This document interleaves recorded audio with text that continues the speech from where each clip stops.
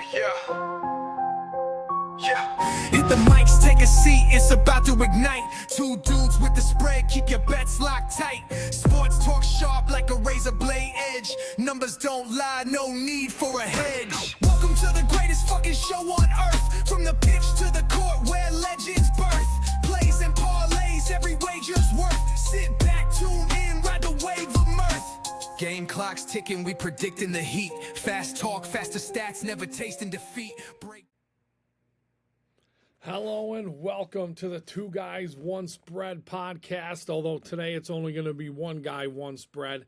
Kind of a little preview issue here as we get ready to embark on season 2. We've been away for a little bit, been busy doing a bunch of stuff. We got some good stories to share. Tommy's actually celebrating a birthday today, but I've been itching to get back at it, so I wanted to put out a little thing, and we're going to try and get another episode tomorrow. So this one's not really going to count as an episode. It's like a preview to season 2, but as you can see, I got my Sabres jersey on.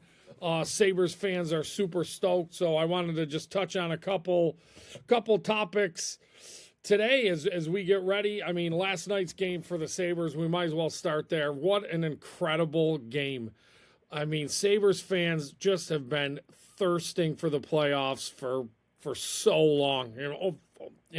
15 years just without a playoff appearance. And then the first 50 minutes of the game, it's like they're not playing bad. They played well, but to just not be able to get a goal was really deflating. You could tell they were, the fans are getting antsy and restless. You got this ridiculous party in the park. Completely sold out bonkers arena. The cost of tickets are through the roof. It's the hottest thing in the city. And, all I kept thinking was, come on, man, let's get the first goal. Let's pop one in early and really send that place off the chain. And it was almost kind of the opposite, right? They just couldn't pop one in until, 52 minutes in. But once they, like I said, they played well. I mean, you outshot them 38-20. You're playing more physical. You got a bunch of, more hits. Face-offs were super even. But you really got the sense that the Sabres, they are quicker. And, I mean, they didn't shy away from playing physical, but they just couldn't seem to pop one in. Swayman was playing really well. Tage had a couple of good opportunities before he cashed in. He had 2 or 3 really nice shots. He had one where he tried to really get the puck to the net. McLeod had another one where I thought he really leaned in and got to the net well, which is stuff I want to see them do. Some of the underlying numbers throughout the season for Swayman was how good he was in high danger opportunities. He actually had the top save percentage in the league, but you get some shots from distance and you get some traffic, and it's the playoffs. You're looking for deflections and all of that. I know Sabres fans probably are concerned for the power play. We should be. I mean, 0 for 26 in a row is unbelievable. As I'm watching these NHL playoffs, I'm seeing a lot of teams that I feel are being pretty aggressive on the when they're shorthanded. I'd like to see the Sabres really try and simplify it. You got to gain the zone, which was an issue for the last couple. But once you're in that zone, it's like, 1 or 2 quick passes and try and get a puck to the net. Most of the time when you're scoring, you're not just beating the goalie clean from where some of these shots are coming from. You need screens. Even Samuelson's goal. I mean, he's not from the point. He's kind of in the high slot, but Zucker's doing what he does in front. And, Swayman doesn't see that puck. I think they really got to try and simplify it. I'd like to see them get 3 to 4 shot attempts per power play. And, again, you got to make sure you can get the shot through, but you're looking deflections, screens, rebounds, off skates.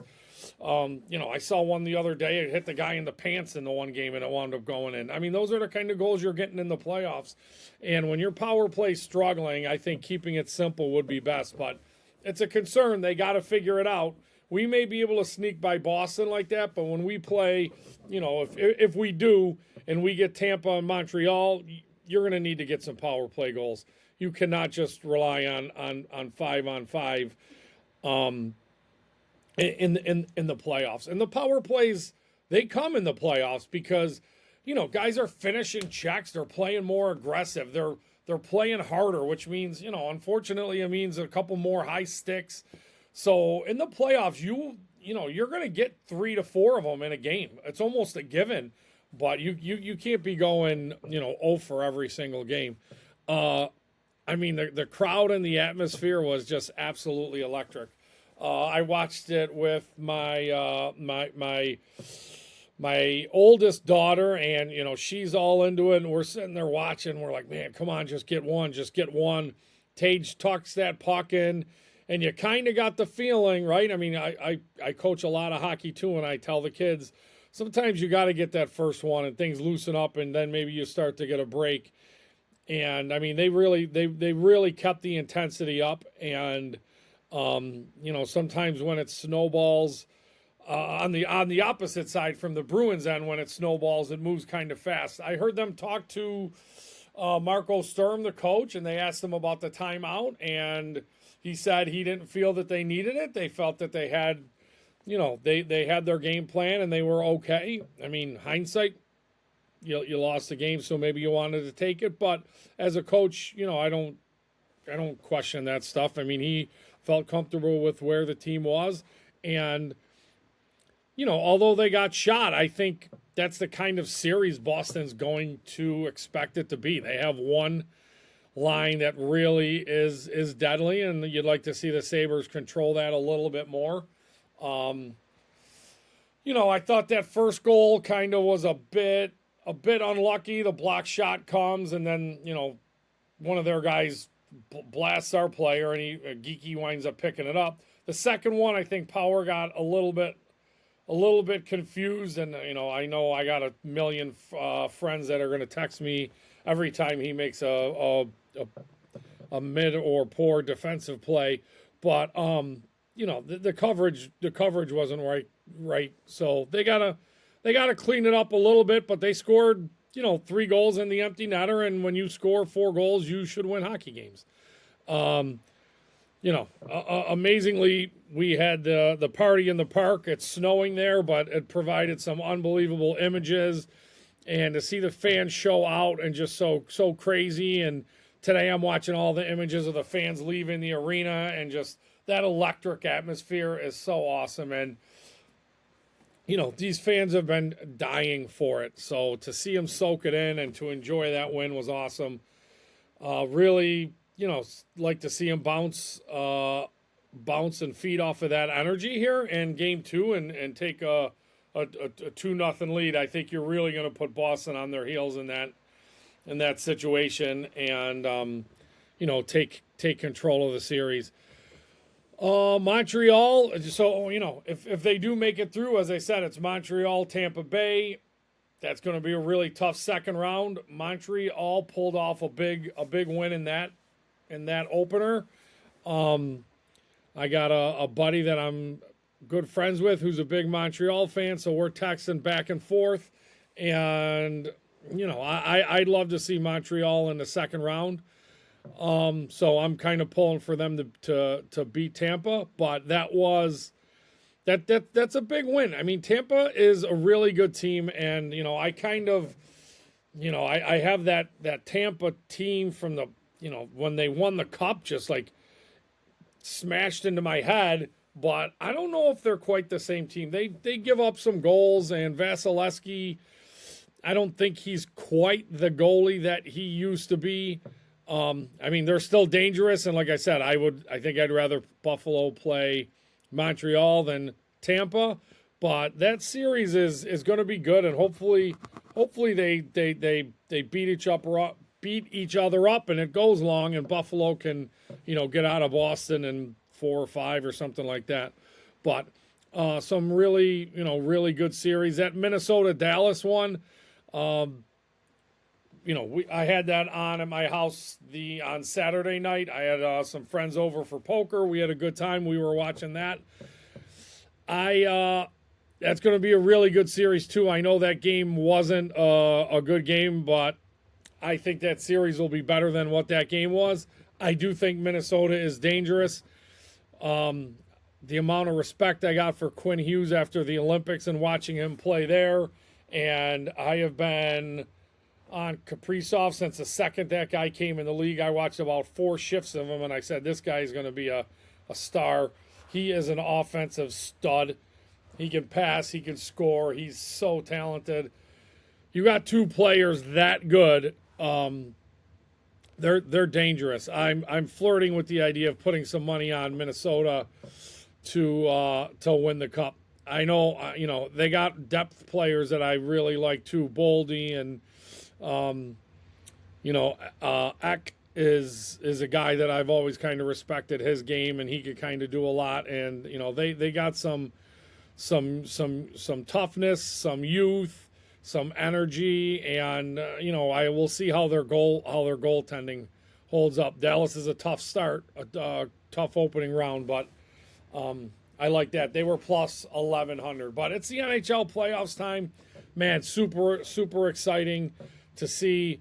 McDavid. I saw they brought Draisaitl back, and obviously history the last 2 years says they're going to be forced to be reckoned with, that type of offensive talent. So we will see. I was so happy to see that Sabres game and the way it went. I thought they did what they needed to do throughout the game, and once they got through, let's hope Swayman doesn't stay that hot, right? I'd like to see us pop one in early in game 2 and kind of keep that momentum and put Boston back on their heels. But there's no doubt that that's the kind of game and series that Boston's going to want to play. Other things that we got coming up, we got the NFL draft that is coming up this week. Some interesting stuff going on. The Giants traded Dexter Lawrence. I know there's been some talk about that. I have one buddy who absolutely hated that trade for Cincinnati. I'm a guy that I know the 10th pick is up there. I don't mind trading for established, really good players, right? Now, if the Giants end up taking someone at 10 that's a stud and you get him on a rookie contract and the 5th-year option, that's tough. But Lawrence is a certified all-pro stud, still in his prime. He's getting up there. He addresses a need. Cincinnati's defense has been absolutely atrocious. Atrocious. And you have studs on the other side of the ball on offense. So it's like, how long can you just have a terrible, terrible defense and waste the offensive talent and money you're spending? You're paying for Higgins, you're paying for Burrow, you're paying for Chase, and yet you have a defense that cannot, honestly, can't stop anybody. They're a mess. They signed Boye Mafe from Seattle to boost the pass rush. Now you're putting a stud big boy in the middle to try and slow that down, right? I don't necessarily hate it, because I think you have to try and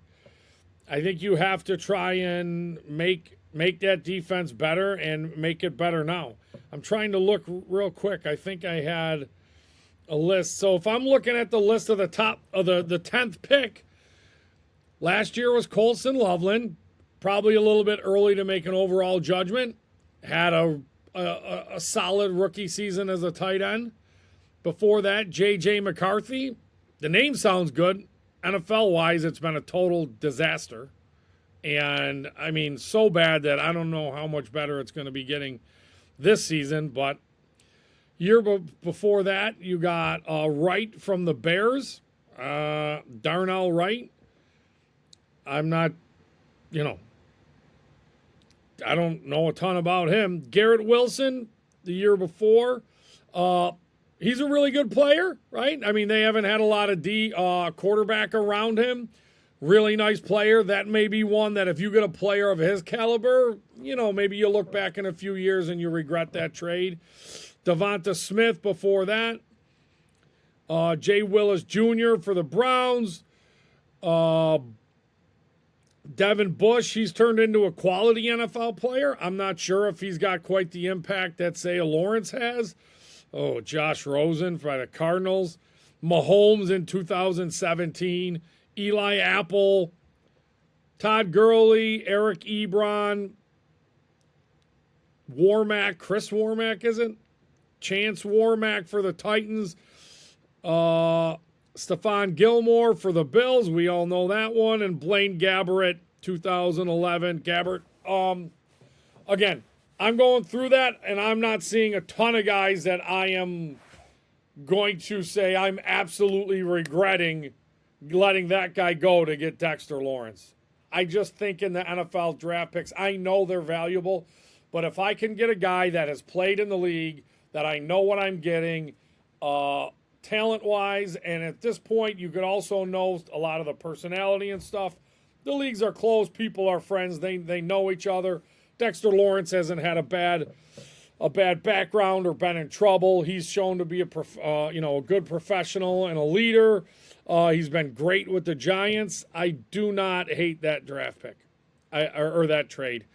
I think when you can get players that you know can perform in the NFL, it's a bit of a leg up, because these rookies, as much as there's potential, and you can't just give them all away, but too often I went through that list and there's a bunch of guys in there that were just like, who? Or not even that. You're like, well, he didn't turn out to be much. So I think the Bengals are making a smart move. I think they are trying to improve that defense. And if they can improve that defense to even be mid-level, you got to think they're pretty much a shoo-in to make the playoffs, unless Burrow gets hurt again, which is possible. But with that offense, I think you have to do everything you can immediately to try and improve that defense. Or, you run the risk of, how long is Burrow going to stick around? Or how long before these guys, or one of those guys, someone wants out, and then your hands really force. So, interesting move. It puts the Giants with the 5th and the 10th pick. Man, the Giants, they're an intriguing team. I got a lot of Giants fans. I have not reached out to them today to get their thoughts on it, but I know up front, I mean, yeah, you're going to miss Dexter Lawrence, but they have some talent up front.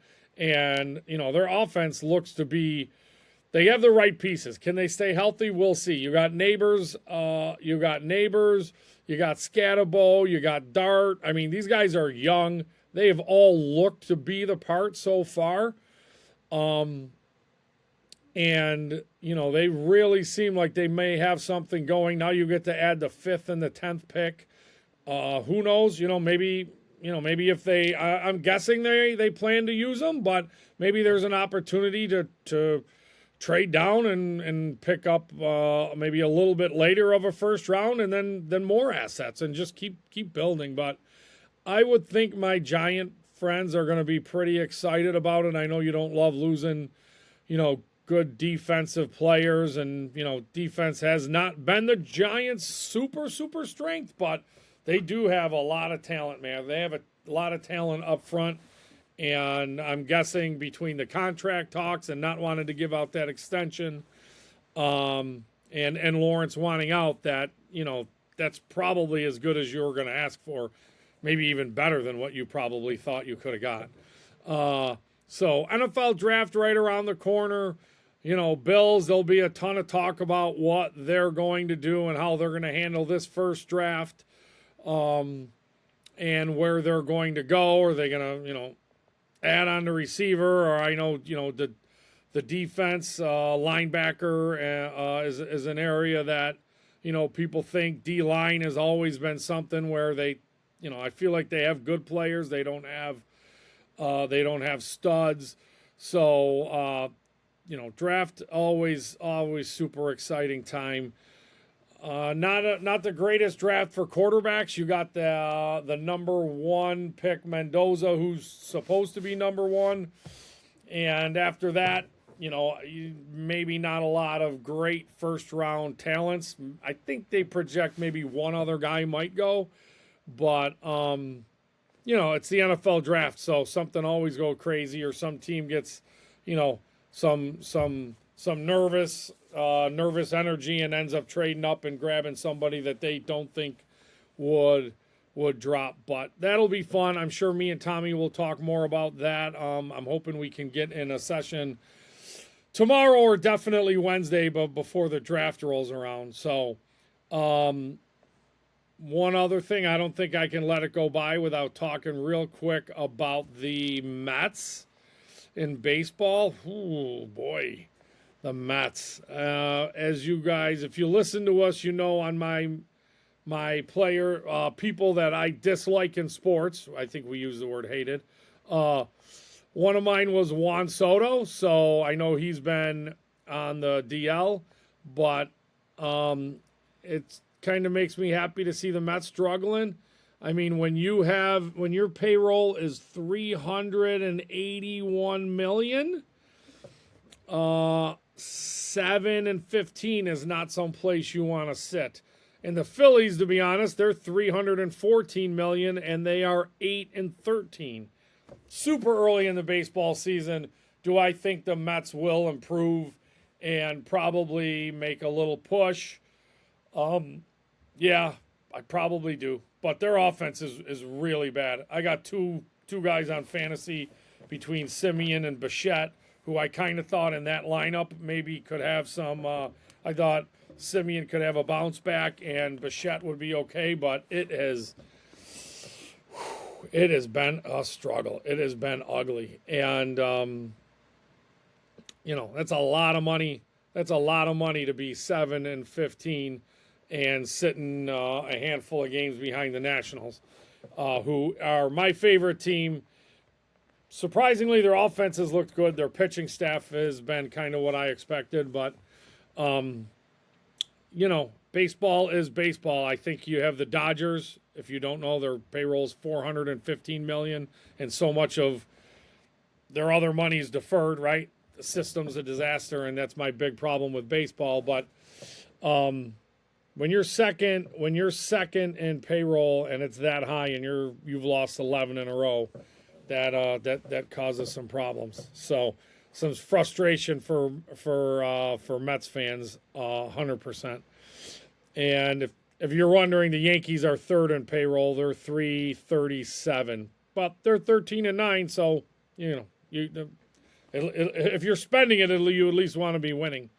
So, and the NBA playoffs have started. I'll see if Tommy wants to get into that. Some interesting stuff. They have the play-in stuff, which I don't really love. I think it's a little bit too much. I would like to see them just set the eight team playoff bracket and kind of go from there. But I guess it causes a little bit of excitement. You get some of these other teams.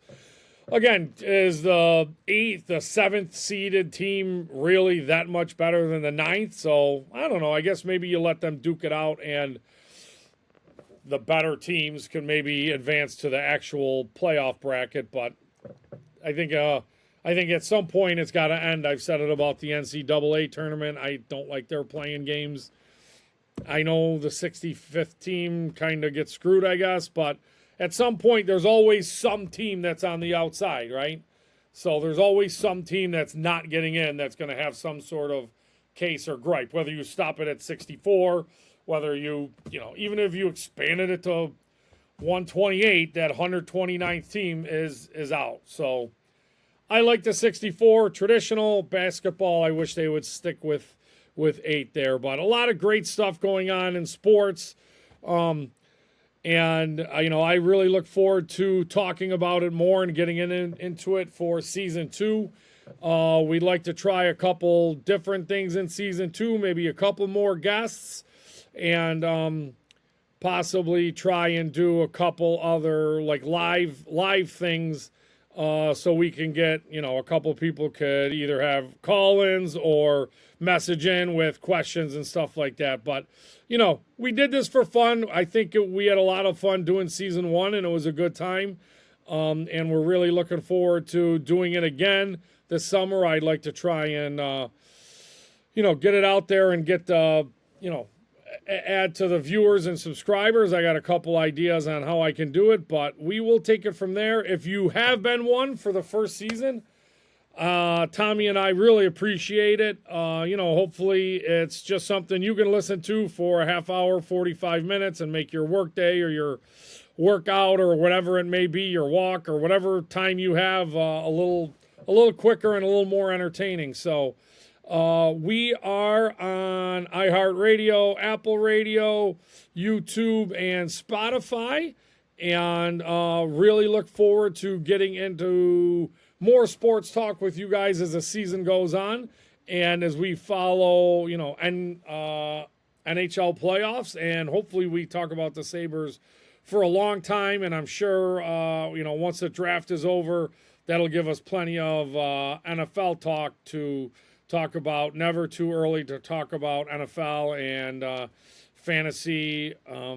I had a good buddy remind me of one of my fantasy collapses last year, which I kind of blocked out of my mind, but that fresh memory came back, and it kind of got me excited and think about fantasy football a little bit more. So really appreciate all the listeners.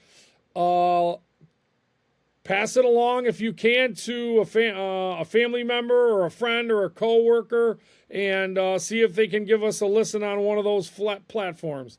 So have a good one. Look forward to talking to Tommy tomorrow and getting season 2 kicked off and underway. Until then, get on the wagon and let's get ready for game 2. Go Sabres.